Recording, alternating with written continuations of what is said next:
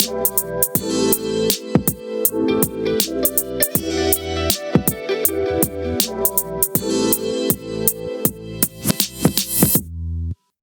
everyone, what's going on?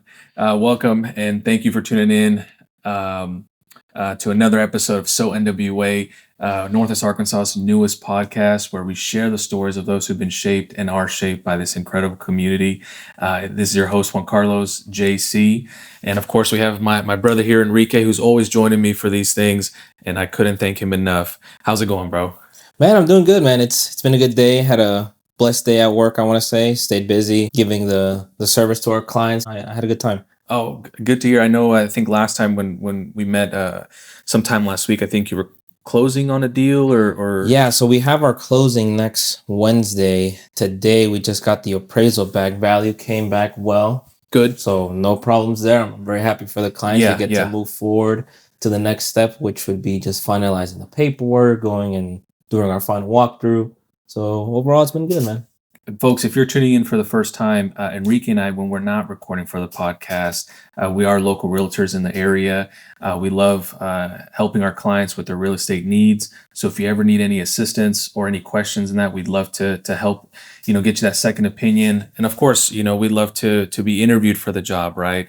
That's how we look at it. Is we want to we want to be that fit for you when it comes to those things. But yeah, please follow and share our social media. Our Instagram handle is So NWA Podcast. But today we have a special guest with us, and I'm going to allow Enrique to introduce our guest today. Wow, well, thank you, Juan Carlos. Yeah, so this guest for me personally, I think he was a big help for me in middle school. I hold him in a very, very special place in my life. He helped me get through it. So our guest today, he is currently residing at Elmwood Middle School as a coach and a facilitator. And at the time, whenever he was my facilitator, he was actually at Oakdale. From Oakdale, he went to Heritage. So he's been all over our Northwest Arkansas area, helping several students throughout his career. Cool. So everyone, please welcome Coach Smith. How you doing today? Doing good. Thanks for having me, guys. Man, we love it. Thank you, Coach Smith, for being here. I know we've had to reschedule a few times from one from weather. We had our nice snow break 2 weeks ago, and then I think Enrique wasn't feeling well on one of those days beforehand. So thank you for being here. Thank you for working with us. We always want to honor and thank our guests for giving us their time. Right. So man, thank you so much for being here. No problem. But as Enrique mentioned, you're a teacher, you're a coach. Looking at the time now, you just finished up your day more or less. What was today like? Today was a pretty mellow day. They got a test tomorrow in history, so I teach them U.S. history. So they're all just excited about that. And I say that with the most sarcasm. But no, that, and then just getting ready for spring football to start. So kind of laying out what drills we're wanting these kids to know, and just kind of give them the fundamentals they need to go on and be successful. Got it. Did you already do tryouts for the football team, or is that part of your schedule? So football is unique. Every other sport has tryouts because they're limited in numbers. As you see, some footballs, there's kids everywhere on the sideline, and that's because I think football's so challenging. We don't have to have a tryout. It's just if you can stick it out and make it, it kind of cuts people on its own. And the people that really want it, they'll stick it out, and it's not for everybody, and that's okay. I understand that, and we always do our best to try to help those young men find maybe what is a good fit for them too. So, it's not just a number on the field as a coach. It's you care about the kid too, whether they made the team or want to quit or not. That you always try to look out for their best interest. That's a good inside look of it. I never thought of it like that. I didn't know how you said in football. When Enrique asked about tryouts, I didn't think of it like that. That's pretty neat. Yeah, I think that's true. They're going to get it weeded out from the sport itself, right? In that way, if they really did want it, they're going to stick it out. That's cool. That's cool. I like that. Enrique, how about you? I know you said you're closing up on a deal soon, but man, how did everything else go? Good, man. I mean, just like I said, doing admin stuff, following up with previous clients. Had a good day. Wrapped up that, and then I headed on over to do our episode here with Coach Smith today. So yeah. And you? What about how was your day? So far so good. This past week we've been dog sitting for some friends of ours, and he has been a really good time. He's been such a good dog. His name is Chewy. He's about 7 months old, what they've told us. And man, we will definitely miss him when he leaves. You may or may not hear him, but he's definitely upset right now because he's in his cage as we're recording. Sounds fired up. He said, "Don't leave me right now." But yeah, he should be going back home tomorrow. But my wife and I, we're definitely gonna miss him a lot. So he's a good dog. That just tells you need to get your own dog, man. I know. I know. Get your own dog. Yeah. All the dog toys all over the house. It's funny. Yeah, Well, it's cool. It's cool. Well, if you're worried about maybe like potty training a dog, maybe don't get one that's little. You can always adopt one that's a little older, maybe already kind of potty trained. Yeah. But I've always liked the experience, at least, of owning a pet. Yeah. I can vouch a doggy door is a lifesaver. We've got an English bulldog, and she knows to go in and out that Just thing. help yourself. Yeah, once we got her used to that, it's been nice. Oh, there you go. That's cool. So you don't got to let her out to the restroom no more. So just That's right. Well, it'll be the middle of the night, and I'll hear that thing thumping, that flap. I was like, "Hey, she had to go." It's like, I'm gonna go outside and just hang out. Yeah, Probably that's funny. funny. Yeah. How old is your English bulldog? She is 5, I believe. Okay. Yeah, she's just kind of typical English bulldog, just a doorstop Yeah. that eats, and that's about it. That's funny. That is funny. What's her name? I'm curious. Yeah. Hazel. Hazel? Her name is Hazel. Hazel. Yeah, Cool. Yeah. Cool. That's cute. but, she's a good dog. She'll Yeah. listen, stay right there, doesn't run out the door or anything. So Oh, there you go. I think they know. They're like, man, I don't know. Should I leave? I don't know if I get any food and shelter. I think so. And then I just think the breed we got, 10 steps, that's about maxed out. I don't think she's willing to go more than that. That's funny. That is pretty funny. But Coach, something that we do here in one of the segments that we have here is we always like to kind of ask these open-ended questions or just general questions to our guests and kind of even each other to get to know each other and just have that little Right. fun interaction before we get into the meat of the Okay. right. Sounds good. But so I found this. I use this generator, just kind of on Google or whatever to ask these Okay. questions. But I have them here. One of the questions is, how difficult is it for you to try new things? Are you a person that sticks to the same thing and doesn't try anything new, or are you, man, a variety thing? No, I would. I'm pretty open to trying about anything. Now I'm 45 now, so the older I've gotten, I've got to be more mindful of what my mind can tell me I can do and what my body can handle. So really, that's the only thing that holds me back. When I was in high school, believe it or not, so once football was over, I had some buddies. They would do this little local rodeo. I mean, it was kind of, you paid $20 and you're in. You didn't really have to have any experience, thank goodness, because I didn't. But I was like, all right, I'm going to go ride a Bronco. 4 times. Took me 4 times, and I finally stayed on 8 seconds. It wasn't pretty. Got it done. First 3 got bucked off in a hurry, and That's last funny. one hung on for dear life. That's funny. Man, riding horses, that's something that intrigues me, right? Because as a kid, I remember I went to Honduras. I may have been like 7 or 8 years old. Mhm. And my grandfather at the time, on my mother's side, he lived up in the mountains, right? Mhm. Montañas, right? That's what they call it. And the only way to get to his house was through horseback. Oh, wow. Yeah. And so I remember it was me and my grandfather, and my sister was some other family member of ours behind us. And all I remember is this horse just limping all the way up. Yeah, and I thought that, man, this horse is missing a leg. Like, I'm a little kid. I'm very ignorant to what's wrong with him. Well, anyways, come to find out, the horse didn't have like a horseshoe or nothing, so it was just messing up its hoof. Yeah. So I don't know what they did to that horse. I hope they didn't do what I think they did. Yeah. Make some glue. That's the rumor. That's what they say, right? Yeah.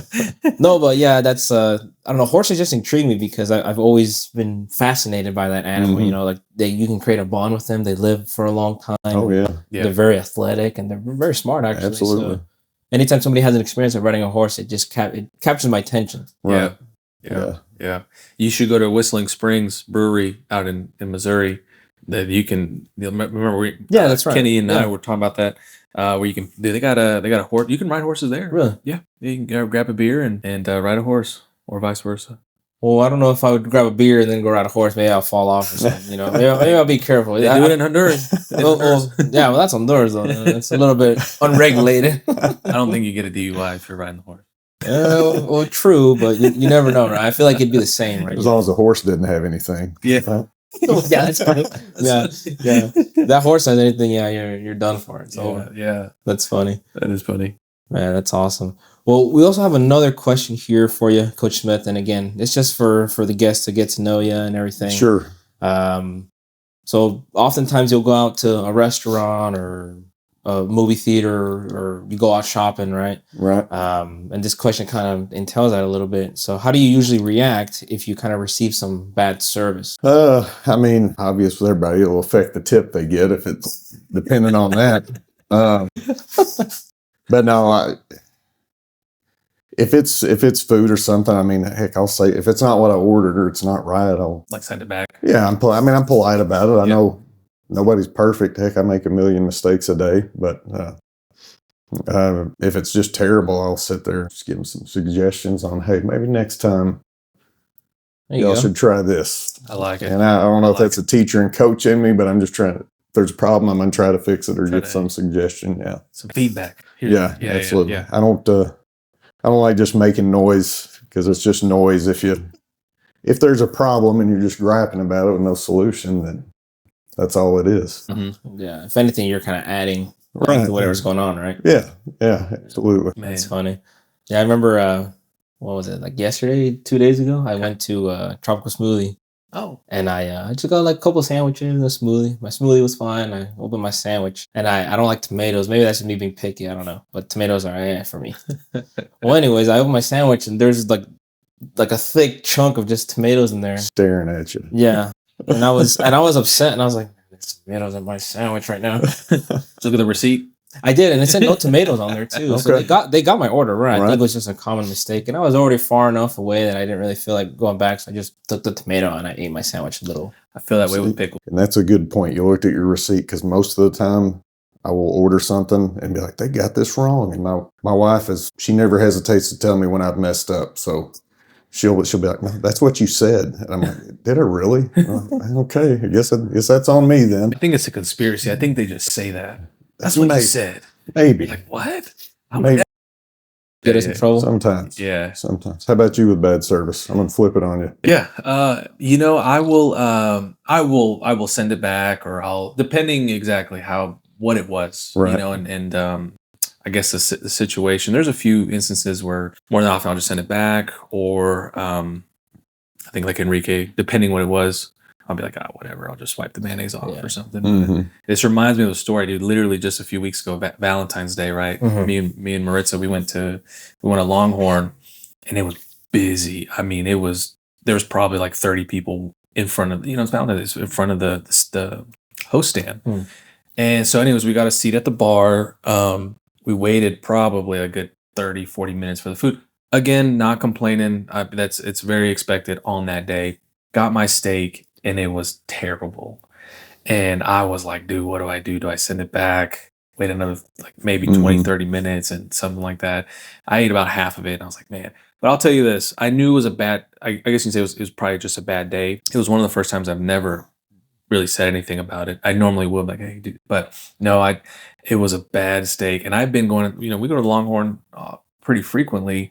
And I say it's 10 out of 10 every time. Right. We've gone there for 4 years. I've never had a bad meal, and that day was probably one of the worst meals and I wasn't feeling good later that night. But I think it was just that. But no, normally I will. But I think, again, it's not the server's fault. I'm not going to blame the cook necessarily. It's just bad day. But that's just me. Yeah, that's just me. It's funny. My first experience there, and I've never went back, was, and I call that place Pepperhorn Pepper House now, because they put pepper on everything. Like my sister, my brother-in-law at the time was her boyfriend, me and my younger brother. Yeah. And I think either one of the servers was just like ready to quit or something, but like the service was terrible. They literally put pepper in my sister's lemonade, and like the food had like a layer of pepper on it. It was real bad, and I didn't enjoy it. That's really not hard to believe, sorry, because they have the pepper grinder thing at the table for you to add it. I speculate now maybe somebody was just like quitting. Yeah, right. They're like, I hate this job. I'm gonna mess up whoever this person's food is. It's new cook. Maybe I don't know, but I just haven't been back for from that time at least. We'll have to go, bro. I'm willing to give it a second chance. We'll have to go. Me and you have to redeem that Valentine's Day. And then we got to redeem your pepper. Pepper and the lemonade. I'd have to be more direct on that one. Yeah. Yeah. What are you doing? Yeah. Yeah. I don't know. I don't know why we didn't say anything. Now that I'm thinking about it, I think. Oh, I was a younger kid, right? My brother-in-law, I think, was barely 20 at the time. Maybe we were shy. I don't know. But we never said anything. We ate our food and just called it. We just left. Yeah. But I never went back. So well, we'll have to go, bro. Well, I'm willing to try it again. See how it's changed at least. So. But like I said, those questions are really just some fun questions, and they're random. I think every episode they're completely random or so, and I think they're just kind of funny. But Coach, as we get into the main discussion, we always like to ask our guests if you're originally not from Northwest Arkansas, where or how did you discover Northwest Arkansas? When did you move, or if that was the case, or if your family's from here, things like that. So I was born and raised in Arkansas, but over in Northeast Arkansas in Batesville. Okay. Smaller community, about 10,000 people there. But yeah, I mean, of course, you got the Hogs here, so we would always find our way to come up for a Hogs game. So was always aware of NWA area. Now, back when I was growing up, I knew it just as Fayetteville. I don't think really there was much to Rogers or the other schools. Heck, I don't think they were much bigger than the town I grew up in at that time. But no, so just kind of roundabout story of went to school down in Russellville, just a couple hours away from here. And we'd come up here every now and then just to have a good time in college and go to some Hogs games, like I said. And my wife, I met her down there and got married, and she actually worked in a store and then applied for the home office and happened to get a job there. And and I'm going to brag on her for a minute already. I kind of gave her a hard time, so I'm going to bail myself out. So she's kind of, in my opinion, a success story. She inspires me. She has worked her way up literally from a cashier in the store and is now a senior director at the home office, and has just worked her way up. And she really inspires me to do better. And awesome. Always definitely brings out the better side of me for sure. I mean, that's about it. I've kind of always known about it, and her getting the job up here is what moved me up here. Wow! Shout out to her. I don't know her name. Yeah, Ashley. Ashley. Yeah. Yes. Shout out to Ashley. That's awesome. Yeah. That's definitely a success story. That's hard work, dedication. The grind is what a lot of people say, right? Absolutely. So that's awesome. Congrats on that. Yeah. I just feel like it goes to show you, if you put your mind in the right spot, and you work real hard, and you're real diligent and purposeful about what you're doing, it's going to take you very far. Oh, absolutely. And in your wife's case, Ashley, look where she's at now. Starting, like you said, as from a cashier to senior director. Her title now. Yep. To me, that you put it perfectly. It's inspiring, right? Yeah. And so always hearing stories like that for me is helpful, right? Especially since I'm early in my career as a real estate agent. That's like I tell the kids at school. So you find an excuse to fail, or you find an excuse to succeed. It'll be the same event can be that excuse, but it's how are you going to twist it to motivate you or shut you down. So it's just kind of perspective on that. Powerful, yeah. Honestly, I think both of y'all have a great example of what it used to be, right? What Northwest Arkansas used to be. If you were coming up here, back, I don't know exactly when, but yeah, I guess I left that. So it was 2006. Okay. Yeah. So, man, we have changed so much from that time. Now, I'm sure you guys got some really good stories. Oh, yeah. Yeah. Well, I remember when we moved here in 2006, people were like, oh, my gosh, it's blown up around here. And then even we bought our house in 2008 out in Centerton, just outside of Bentonville. And I was looking earlier, so I had some kind of statistic to look at, but there was like 9,700 people in 2008 in Centerton, and that population's at 27,000 now. It's unbelievable. Oof. Okay. Yeah, it's grown a lot here. Yeah. I mean, just the growth we're seeing every day. I mean, I think I read a statistic online. I'll look it up here to confirm. I think it's around 47 or 46 people a day are moving. That sounds about right. Over here to Northwest Arkansas. It's probably more now with all that relocation. So. Yeah. That's happening. But no, I mean, that's still a lot. That's a lot of people still moving. And say where I'm at, that's just a small, very small chunk of what's going on around here. Yeah. Yeah. Yeah, it's awesome in this area, seeing all that growth and everything. Mhm. But you mentioned, you were born here and raised over on the northeast side of Arkansas, Mhm. and you came over here. You went down to Russellville. Is that what it was? Yes. Went to Yeah. Russellville. You got married. You came up here, Mhm. bought your house in 2008. Mhm. Did you start your career as a teacher around 2008, or what were you doing there? So I got my original degree in exercise science from Arkansas Tech, and did personal training for a little bit. And then when we moved up here, um, found out my wife was pregnant with our first kid, Braxton, who's about to graduate this year. Mm-hmm. And it was just one of those things you kind of think, well, if I'm going to train, I'll be working when everybody else is getting off work. So I'm not ever going to be home, right? From there, I always kind of had teaching in the back of my mind. My dad was a teacher and coach. Grandmother was, so kind of come from a family of teachers. But I thought I'd go ahead and chase money a little bit, and went and worked for a supplier for Walmart, and it didn't like being in a cubicle and behind a screen. So anyway, fast forward about 6 years, gosh, I was 32 years old before I started teaching. And what I did, decided to get on at the distribution center at Walmart, and was lucky enough to get on, and I would work. I think I'd done my hours, and I'd figured I could get it slowly knocked out in about 3 years to get my teaching degree. So I'm like, all right, I'm going to go with this distribution center. I worked the weekend shift, which was Saturday, Sunday, Monday. You'd work 12 to 13 hour shifts. So I'd get my full pay. And then that gave me the 4 days during the week. I would drive to U of A and slowly take whatever teaching classes I needed, and just kind of slowly plugged away that way and got my teaching degree. And here I am still doing it. That's So, cool. There you go. Yeah. I like that story. That Great is, way yeah. to transition into it. Yeah. And I guess from that story, I'm curious to know. I mean, you've been doing it now for a long time. What in that role as a coach and as a facilitator do you find that you enjoy the most out of your entire career in the position that you're in? I mean, it's just interacting with the students, teachers. I mean, it's kind of like what you guys do with real estate. I mean, you're in the service industry, right? Whether, I'm not saying that's food service, but you're there to serve the public, and you want people to get what they need out of whatever your lane is that you're operating in, real estate or education. You want to be able to help. You want to be able to help kids, and I think the biggest reward is when people like Enrique reach out to you and say, "Hey, coach, you made a big impact," and that's to me better than any bonus or anything that anybody could get. I wouldn't trade it for $1 million. I'll take it if you want. If I had $1 million, I think I would have already slid in a different bag. Right?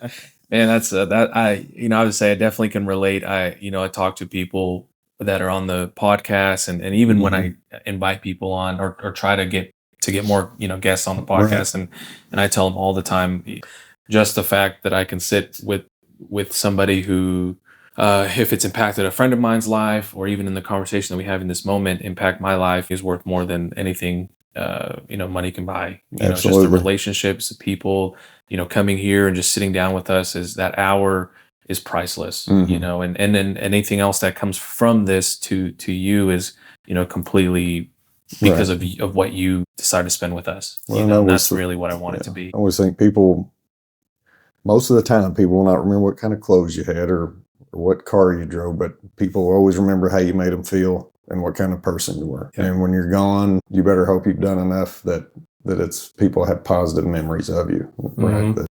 Yeah, I mean, I think that's so true, because I was 13, 14 whenever I was in your classroom, and I'm 24 now. So that's what, 10 years later. Yeah. And I still remember the impact that he had. And I like to share real quick with our audience the impact that he had with me. So at the time, my father, he had cancer. He was diagnosed with leukemia. For those of you who don't know, it's kind of like bone marrow cancer or blood cancer, if you will. And I remember I was just sitting in class, and I was having a hard time that day. You noticed right away, and you said, "Hey, what's wrong?" And then a little embarrassed, right? But I started crying, but I was worried about my dad. So he takes me out to the hallway, and he was there, and he comforted me, and he gave me a lot of good advice, and he heard out what was going on with me and my family, and I've never forgotten that to this day, and I don't think I ever will. So for those folks out there, if you got somebody like that in your life, let them know, and I'm grateful again, Coach, for the opportunity to let you know that in person. After 10 years of that moment, I'm appreciative of you for being there for me. Well, I appreciate you. It's people like you that make it worth it, and to see the payoff down the road. Well, I'm glad I'm able to. I know it's not $1 million, but I'm glad I can give you that. I wouldn't trade it. I would not trade. Yeah, that's a good story. Yeah, I just wanted people to know why I hold them on such a high regard. You know what I mean? Oh, for sure. Yeah, exactly. And that's what this whole thing is. It's to highlight those people, because everyone has a story, and I think as this area continues to grow and become bigger, we want to hear those stories to remember what it was. Coach's perspective, Enrique's perspective, and then people can tune in and say, "Oh man, I remember Coach Smith. He was on that podcast." But no, that is a great story. It reminds me of Martin, right? Yeah, Yeah, you remember Mr. Yeah, he's principal over there now. Yeah. He was actually a guest on one of our episodes. Okay, that was coming the next couple of weeks. I think. 2 or 3 weeks. 2 or 3 weeks. Or so. Okay, yeah. But so we had him on there as well. I had to work with him for 1 year at Heritage, and then he moved on up. So yeah, that was a good episode. So what does as a coach, I don't know too much. I'm not into sports too much. Sure. Growing up in school, I didn't do that, and I wish I would have. I wish someone would have pushed me to be more in sports. But what does a day look like for you as a coach? At Elmwood and a teacher as well. Yeah. So being at the middle school, right now we've got 8th graders first hour, and so as soon as their season's over, they're technically looked at as freshmen, which they'll be over at the high school next year. So we'll go. On first hour, they will go work out with the high school coaches. They start at 7 a.m., so we'll get up there. And I've got my youngest son, Wyatt, was an 8th grader. I got the opportunity to coach him at Elmwood this year, so he was an 8th grader. And so I get to go drop him off, and still they do a good job making sure that we are involved with those kids still, the high school staff is. And so we get to go and help them out with practice, and it's a good experience still having my son there and being able to see him. But no, we'll do that, and then I'll roll over to Elmwood usually about 8:15, and then we'll start. I've got a pretty good teaching layout. I've got a PE class, and then throughout the day I've got 3 history classes along with like PLC team time. Okay. Stuff like that. But to say a typical day is not typical would be the best way to say. Okay. I guess if you're looking for a description of it, it could be the smoothest day where kids are getting after it. And then there's some days, I don't know, gosh, if there's a full moon and kids were running wild, it just kind of, you never know what's getting thrown at you, but that's what makes the day good. It's kind of the same, but it's not. I hear you. If that makes sense. It's a little bit different. Right. Like structurally, it's probably similar, but like the events are where it changed, right? That's kind of how my mind is trying to process it, right? Yeah. Going back into what you said you coach your son, right? You had the opportunity to be the coach to your son. I'm curious to know, how has that impacted the way the students interact with you, or with your son, maybe? So my oldest son, Braxton, I went over and coached at Heritage for a little bit when he was. I had the opportunity to move up, and it's like, hey, do you want to? He was over at Bentonville at the time, and I was like, hey, would you want to come over? I'm going to coach at the high school here. Yeah, he's pretty easy going for it. And he loves it. He's going to graduate from there this year. His personality, I mean, of course, as a coach's kid, I kind of warned him because I was a coach's kid. People are going to think you get favoritism, but you're probably going to have it's probably the opposite. Because as a dad, I was always mindful. I don't want to ever make it look like I'm looking out for my baby boy or anything. I got to be in coach mode when we're coaching. And if anything, I probably find myself being more critical than anything. And the same thing with my youngest son, Wyatt. I always be watching, but from a distance where it doesn't look like I'm just a helicopter parent. But I've told everybody, it's like, I'm a coach, but I'm his dad first. So but no, it's been a great experience. Kids, I mean, heck, both have been fortunate to grow up with a good bunch of kids that I care a lot about, and it's I don't think they've experienced anything that a normal kid wouldn't experience being a coach's son or anything like that. There you go. Well, I like it.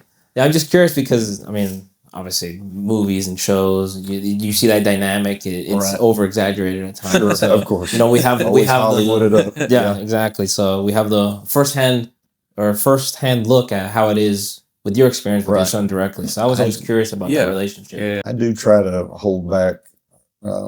Like when we're leaving, we got practice and everybody's going to have a bad day. I'm always mindful to try not to say, I'll let them talk about it when they want to. But again, they know. And if you were to ask them, hey, what's Coach Smith like when he's at home?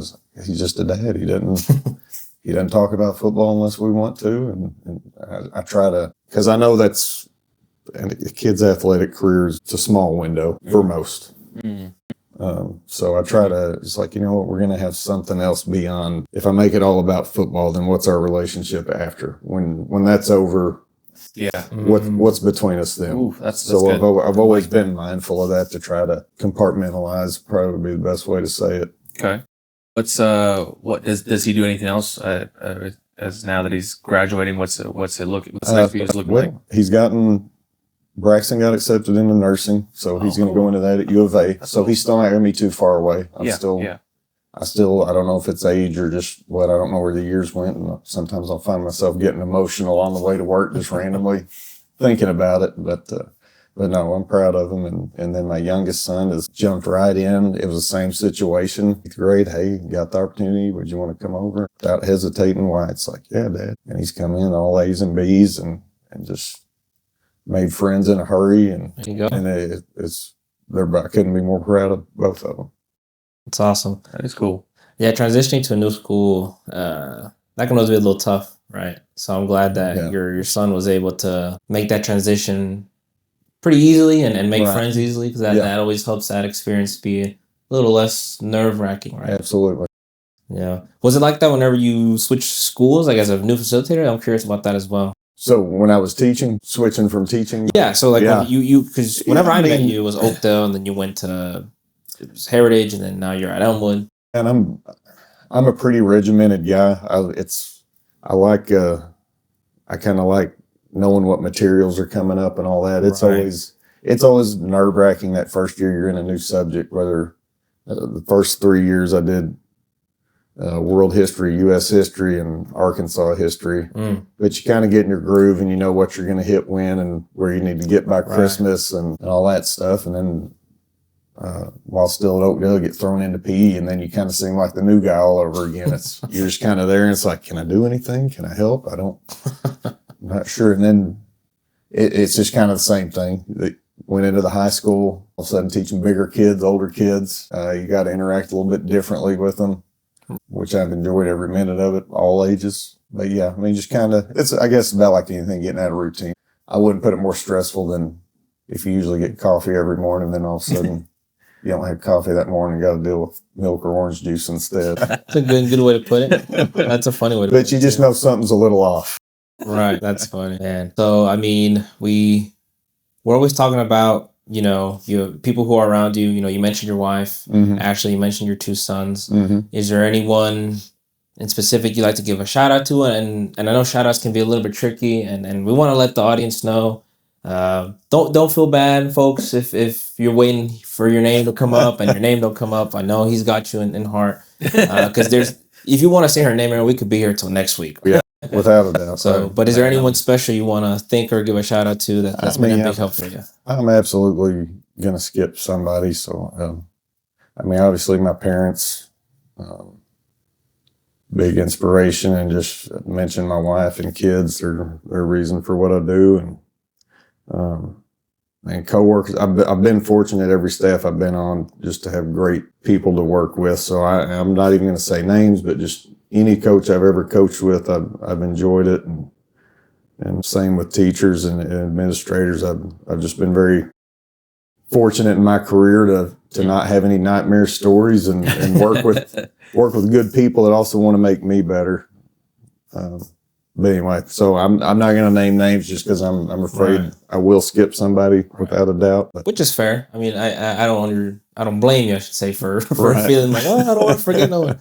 Yeah, but yeah, for again, people, if you're listening and you just happen to not get mentioned, don't feel bad. At least I wouldn't take it personally if I didn't give me a shout out, but everyone's different. So, Coach, how long have you been coaching in your teaching career, in that career? So this is year 13 for me. So, but do you believe there's a big difference between kids 10 years ago when you were coaching to now? I can tell you exactly when.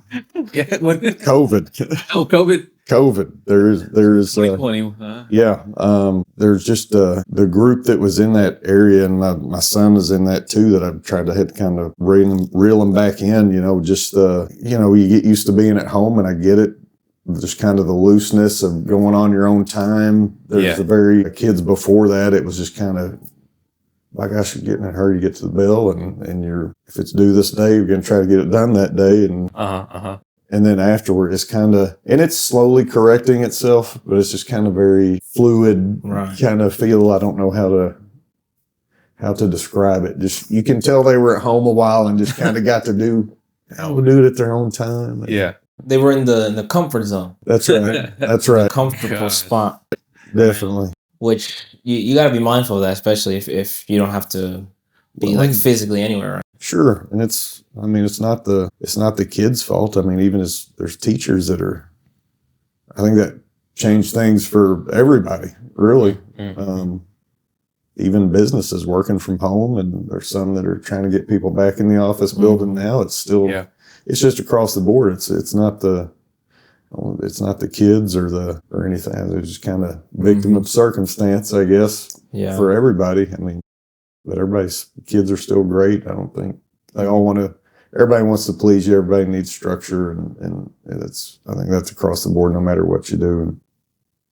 And anyway. Yeah. No, I agree. I think I've been seeing some stuff online regarding like actual companies wanting to bring people back in the office. And it's been kind of back and forth, right? Because to your point, people got used to that being at home, and people getting fired up about having to do it too. Like, what? Get back to the office to work. Some people are getting mad online. Yeah, and it just makes me chuckle because it just makes me laugh. At least I feel we have a different perspective, right? So I work from home. Our company, Fathom Realty, we don't have a physical office per se, right?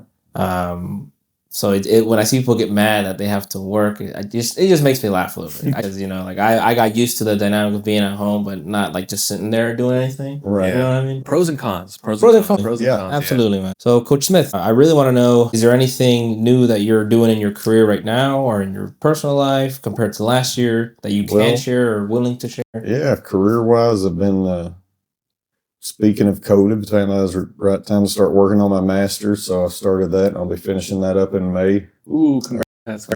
Yeah, that's be able to be an administrator at that point, and which I think that's still way on down the road. I've still got coaching left in me, so. But now, career-wise, that's probably the biggest thing. Yeah. What doors would that open for you, for example, like as a facilitator, right? Like, could you maybe step up into like an assistant principal role or a principal? So getting that admin degree, it'll allow me to be an assistant principal. It always looks good if you're going to be some kind of dean of students or something like that. They like to see that. Even as much as maybe athletic director, just any upper administration. It'll open that door up for me. There you go. That's good. That's awesome. Very cool. Yeah, that is cool. Congrats on that. When my wife went to get her master's degree, I remember just how hard it was. I mean, I've only had my associates. I haven't got my bachelor's yet. And that's something I actually like to work on. But just to see the dedication of what it costs to do a master's degree or any of the degrees really is just something that, applaud for sure. Yeah. And I mean, I don't want to, heck, I respect anybody. Some of that trade school stuff is very true. And that's intensive, and they'll make more than a teacher will usually. I know an electrician or somebody like that, man. That's they get after it too. So I don't want to throw shade on. I don't want to make it look like just college is the only route. That's true. Yeah. No, they do that's the backbone, right? Plumbers and electricians. Oh yeah. Welders, things like that. Absolutely. Mechanics, we need them all. Well, the trades have actually seen an influx of people going towards them because a lot of people are favoring that over college, right? With traditional college, you have your, 4 years of education or more, if I'm not mistaken. With trade school, maybe it's a year, 2 years, or even less, right? So a lot of people like that appeal of the trade school. I think it's less money out of pocket, less time. And something like your apprenticeships is you're making money, hourly pay while you're learning. Yeah. And it's yeah, but I mean, I don't know. It may be unpopular to say, but unless you know what you want to do and it requires a degree, like teaching or something, then I wouldn't get one just to get one. If you want to be an electrician or firefighter, or now I'm sure there's some, if you want to make your way up to fire chief or something, you may need some kind of degree, but they're both needed. For their field and whatever, exactly what you said, what they need, depending what role and they're going to do in the long term. Yeah, definitely. That's a great, Yeah, I mean, that's why I told my brother, Diego. Shout out Diego. I don't know if Diego even listens to these, but Diego, if you're listening, hello there. To him too, I remember it. But yeah, he's been talking to me about maybe doing like construction or something. Yeah. And I told him, well, look at maybe like what you said, right? An apprenticeship. I mean, you're about to be 18. I mean, they'll hire you at 18. You got to be at least at that age. I told him if you want to go back to school, you can make it about construction. I think you can get your construction management degree or something like that. So I tell them that all the time. So it's appealing to a lot of folks. Like even my fiance's brothers as well. They do concrete with their dad. Okay. Very manual labor, right? But I mean, to your point, it's more appealing, right? Instead of like for some people, they don't want to wait to 4 or 5 years. Well, you need to enjoy what you're doing. Heck, if you want to be a welder, concrete, there's some people that, my gosh, that make some pretty good money doing that. Yeah, it's the construction. Any business with construction, it at least in our area, I think is going to perform very well, especially with the amount of growth that we're seeing. Which is, I think, a perfect segue to what our next segment is. So as you know, this podcast is about our area, Northwest Arkansas. Right. We love to highlight the area and give a shout out to this place.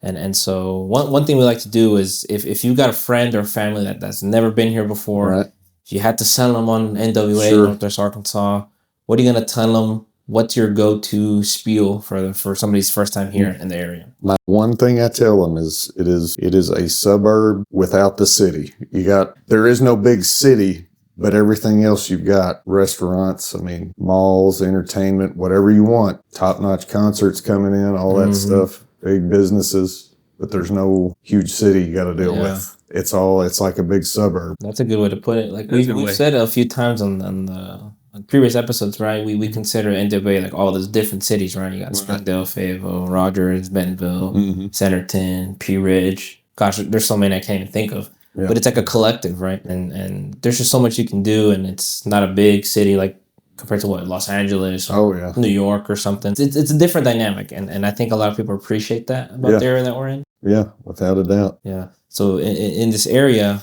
you mentioned it's like a city without the suburbs without a city. Is that right? I like that because it pinpoints that there's so many different things you can do, and so I'm curious, what do you like to do the most in this area? Like, let's say on the weekend with your family, what's your favorite thing to do? So we just bought a camper last year. So, very nice. So we have started going out, and I've always enjoyed kayaking and all that. So we will, believe it or not, we will drive out. We'll go up into Missouri and do some floating and camping and stuff up there. Of course, you got the Buffalo River that's just a couple hours from here. It doesn't even seem like that when you drive it. And there's just a lot of, I like being outdoors, moving around. And then honestly, the fitness center, I'm still trying to stay active and there's plenty of that to do with the biking trails and walking trails. If you want to be outside, there's plenty of that. And but those are probably my two things I do the most is when it's hot out on the river, I'm gonna go float, get out on the river, fish a little bit, and then fishing. What's one of your? I'm a big float guy. Where's your go-to river spot, river float? For convenience, we go to the Elk River. We try to go during the week because we know how that gets during the weekend. Yes, it's a little wild. Gotcha. But I like to go during the week when it's a little quieter, which advantage of teaching. Sometimes I'll have a day or two off during the week that we can sneak off down there. And but no, we just, believe it or not, first time ever to float the Buffalo was last year, and I'm in love with it. I've already been talking about it since December about going back. I think it's safe to say that Coach is over the cold weather and snow. Absolutely. Have you been over to Buffalo? I did. I went camping out there. I can do a float trip around my birthday 2 years ago. Okay. I went with my fiance, I went with my friend Alan, my cousin, her husband, my sister, her husband, her 2 kids. And it's funny, her kids are little, right? They're at the time I think they were 2 and 1.5 years old. Right. And she said, "Never again am I gonna bring these 2 children camping." At least not at the age that they're at right now, because I love my nephews, but they were throwing a real bad fit the whole time. Well, I'll tell you something. Just get the camper when you can. Said I was 40 something before I could get one, but it is a game changer, because we went this past summer, and it was one of those days. It was Arkansas, July. I mean, it was that's hot. one of those, you step out of the shower and you're sweating already. You hadn't even done anything. It was that hot out camping, and it was just one of those, it's like, let's go in the camper. We got the AC. Hung out there till it got dark and went back outside. It was nice. Perfect. Game changer. That's cool. Gotta convince my sister now. Gotta go get a camper. Let's go halves on it. Well, it's funny that you mentioned going out at night. That's actually one of his favorite things to do during the summer. From Juan Carlos, he always talks about those Arkansas summer nights. That's like his favorite thing. It's the weather, man. You got the cicadas out. I was just about to say, Dude, the cicadas are louder than some conversations on the square. I mean, they're loud, dude. But I don't know, something it just reminds me of back in the day, like in high school, going out, visiting during the summer when I was after graduating, going out with friends. And it's just something about the weather. It's like, it's warm enough that you feel like I want to do something. If it's the river, if it's barbecue, in your backyard, like it's not cold, it's still fresh. Like, I don't know. And it just feels like you want to be outside. Yeah. Something about Arkansas nice, man. Back in the day, you could see the sky, the stars a little bit better than you do now. Yeah. I do remember that. Yeah, a little less light pollution. Correct. Yep. Yeah. But Coach, what is one of your earliest memories of Northwest Arkansas? And best memories of Arkansas. Gosh, just moving up here, and I mean, we were my wife had her job at the home office, but even then it was hourly. It was a secretary job, and just kind of, I kind of see Northwest Arkansas as where I overcame where our family was built, because we had, like I said, I was changing jobs. Of course, that's never cheap to do career changes, but there was a point, we get up here, my wife's got a job. I really didn't.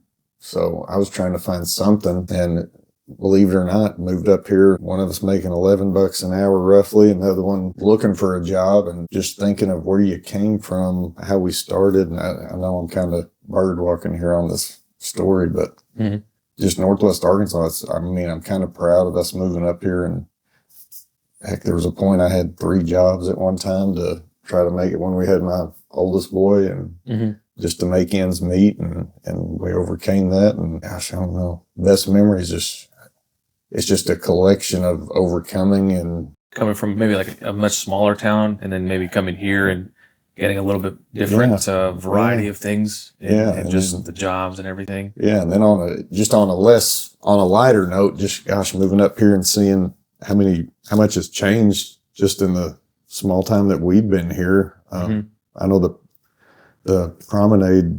Oh, I remember that. They were still doing dirt work when we moved up here on that. And it's just unbelievable what sprung up over there. Now you got Top Golf and the Amp and everything else around there. None of those restaurants were there, nothing. And even our house, when we bought it, you could clearly tell it used to be cow pasture still. There were still cow weeds coming up all through our yard. And it's just incredible to see the transformation the area's made. The downtowns, love going down on all the squares. They're so neat, again, with having that urban kind of without the city. But then you've also got, it's like you go into any of the squares in Bentonville, Fayetteville, Springdale, Rogers. It's like sometimes you walk in there, it's like you're in a Norman Rockwell painting, of some. It's just, it doesn't seem real, but it is. It's a good atmosphere that we enjoy. I sometimes say it like this to some people. I'll say, go down to the Bentonville Square. It'll look like something you see from like a Disney movie or something. Like a Hallmark movie or something? Yeah, like a Hallmark movie. Yeah. Like during the summer, right? When everything's bloomed and whatever. I was like, it just looks like you just don't believe it. It's very, It's getting, they'll have that Compton Hotel being built next to City Hall. That's right. Yeah. So I want to mention downtown Springdale real quick. I really like how they've changed recently. I remember when we first moved here. I think I say recently moved here. It was like maybe 3 or 4 years already living here, and we wouldn't really ever find ourselves in Springdale. Yeah. And we thought it was no disrespect. We thought it was kind of gross in downtown Springdale. Like it was very undeveloped. Like it looked very abandoned, and there was nothing going on. And we were like, "What is going on in this downtown?" Because then I'd compare it to Bentonville and Rogers a little bit. Yeah. And it looks so different. But now, their downtown is wonderful. Like they've expanded so much, and the growth their downtown is seeing is. Dude, they've done so much change in like the last 3 or 4 years, 5 years. It's up there, dude. Yeah, it's cool. It's really cool down there. I just remember being kind of rinky dinky, and again, I don't say that in a bad way because that's how I remember it. You know? Yeah. But now that they've changed it, I actually find myself more in downtown Springdale every once in a while. Yeah. I remember. I've got that same memory. It's like I agree. It's like you walked in the 1920s or something. Yeah, it was not developed. Touch since is what it looked like. Yeah, I just like how much it's changed. I just our whole area. I really do like the growth we're seeing. Yeah. What we're talking about downtowns, right? I think I'm curious, and this is one of the questions that we typically ask is, we talk about our downtowns and Springdale, Fayetteville, Bentonville, Rogers, right? What is Coach? What is one of your favorite spots in the downtowns, or just in the area generally? If it's a coffee shop or a restaurant or brewery, or what is one of your favorite things we have here? I'm a coffee junkie, so I gotta say go to is Onyx. Oh, okay. Or there's a place in Bentonville. I don't know if they have any other Heroes Coffee. Heroes is good. Those are both my go-to stops. What's the drink? Okay, so I get the Onyx Delight at Onyx. If I go to Heroes, I get the honey salted caramel. Nice. Yeah. Nice. Both of them get extra shot, of course. Oh, extra shot.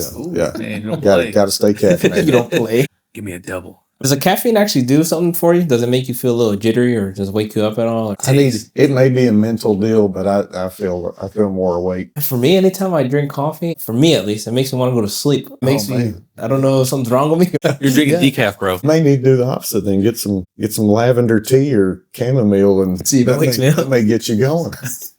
I'm gonna have to try because I'll drink coffee and I'm feeling groggy, and the next day I'm like, oh man, I'm more tired than I drank this. Bro, but you don't like iced coffee? Not really, dude. Have you? Have you gone? I've had some, but when I think of coffee, una taza café, a cup of coffee, I'm thinking it's warm, it's steaming, right? Because when I'm growing up, right, it's funny, and I think this is just a cultural thing, at least in my family.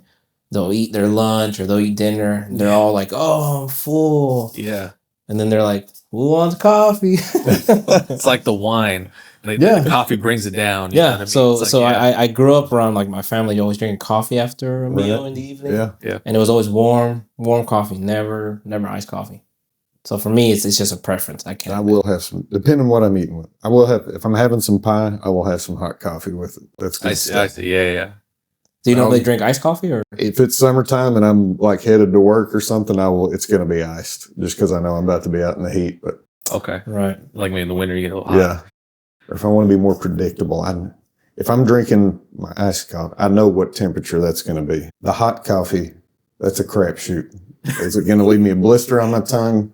Am I going to drink it and it's going to start getting cold quick? You got to warm it up in 5 minutes. That's right. Yeah, that's the worst. So how do you feel about 7 Brews? Oh, I'll stop there too. Yeah, 7 Brews is good. Some people will say that they're not a fan of 7 Brews. Right. Just maybe like it's not strong enough. Yeah.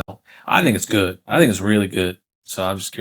I do have them cut the sugar on. I'll usually ask for half the sugar they usually put in it. Yeah, it is pretty sweet. Yeah. It'll give you bellyache for sure. They do a lot of sweetener in their drinks there at 7 Brew. Yeah. I'm with you with the Onyx Delight.